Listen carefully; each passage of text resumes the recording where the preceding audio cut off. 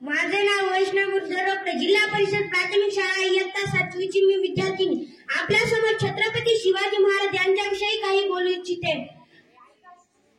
प्रदीप चंद्र लेखे व वर्धिष्णु विश्ववंदिता शहा सुनाशु शैषा मुद्रा भद्राय राजते. प्रतिपदेच्या चंद्रकोरीप्रमाणे वाढत जाणाऱ्या आणि त्याला साऱ्या विश्वाने वंदन केले असे ते शहाजीराजांचे पुत्र शिवाजीराजांची राजमुद्रा लोककल्याणासाठी शोभून दिसते. महाराष्ट्राचा इतिहास लिहिला तर कोणता एरागुराने नव्हे, तर महाराष्ट्राचा इतिहास लिहिला हिरव्या पिवळ्या शालीने, तलवारीच्या खणखणाटीने, घोड्यांच्या टफाने आणि सह्याच्या टफाने. हाच इतिहास चालवला तो म्हणजे छत्रपती शिवाजी महाराजांनी. मुद्रामानाचा शिवरायांना रयतेच्या राजाच्या भक्तीला सोड नाही, शौर्याला तोड नाही. रथंग आहे सागरासमान, ज्याचं छत्र म्हणजे आभाळाचा सन्मान. तो त्या सूर्याची शान, मराठी मनाचा धगधगता अभिमान. काळीदाई सह्याद्रीचा ज्याला शंभूंचा अभिमान. महाराष्ट्राच्या देवाला त्याचं पहिलं स्थान.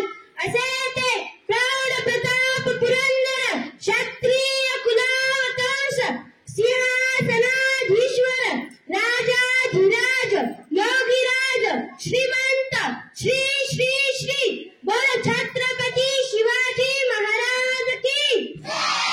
बंदुकीच्या जोरावर व हंटरच्या धक्कावर, अहो बंदुकीच्या जोरावर व हंटरच्या धक्कावर अनेक वाघांना माणसाप्रमाणे जगणारे मी अनेक माणसं बघितले, परंतु बंदुकीच्या जोराशिवाय व हंटरच्या धक्काशिवाय इतक्याच माणसांना वाघाप्रमाणे जगणारे मी एकच वाघ बघितला, आणि तो म्हणजे छत्रपती शिवाजी महाराज. आपण ज्या महाराष्ट्रात राहतो तो महाराष्ट्र म्हणजे काय?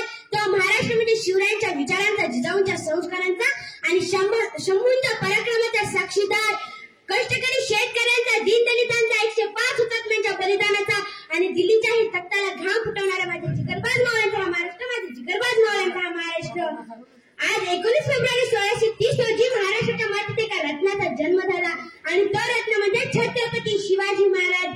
छत्रपती शिवाजी महाराजांनी त्यांच्या आयुष्यात वस्तू वापरल्या व माणसं जपली, परंतु आपण माणसं वापरतो व वस्तू जपतो.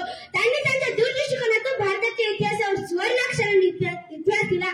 त्याची प्रत्येक गोष्ट माझ्या मनात ठासून भरली आहे. त्यातीलच तुम्हाला एक मला प्रसंग सांगायचा वाटतो. महाराज कर्नाटकच्या मोहिमेवरून महाराष्ट्रात परत येत होते. त्यात बेलवाडी नावाचं एक छोटंसं गाव होतं. त्याचा किल्ला होता. दादाजींना वाटलं जाता जाता किल्ला घेऊन जावा. त्यात मल्लमा देसाई नावाची ठाणेदारी राहत होती. दादाजींनी थोडं सैन्य केला व मल्लमावर चाल करू लागले. मल्लमा ही तेवढ्या जिद्दीची होती. मल्लमाने तिथे दादांच्या सैन्यावर प्राणच सोडला. दादांचं सैन्य पराभव झालं. दादाजींना वाटलं एका बाईच्या हातातून मावळ्यांचा पराभव होणे शक्य नाही, म्हणून दादाजींनी थोडंसं सैन्य पुन्हा जमा केलं व मल्लमावर चाल करू लागले. आता मात्र पण मल्लमाचा पराभव झाला. दादाजींनी मल्लमाला कैद करून छत्रपती शिवाजी महाराजांसमोर उभे करायचे असे ठरवले. मल्लमाला कैद करत असताना मल्लमा आत गेली आणि तिच्या छोट्या बाळाला घेऊन बाहेर आली. मल्लमाला कैद करून छत्रपती शिवाजी महाराजांसमोर उभे करण्यात आले. तिला वाटलं प्रत्येक राजा जसा त्याच्या गुन्हेगाराला शिक्षा करतो तसा हाही राजा मला शिक्षा करणार, मला आणि माझ्या बाळाला मारून टाकणार, म्हणून ती राजांच्या पुढे गेली व राजाने नतमस्तक झाली. राजा मी तुमचे गुन्हेगार आहे.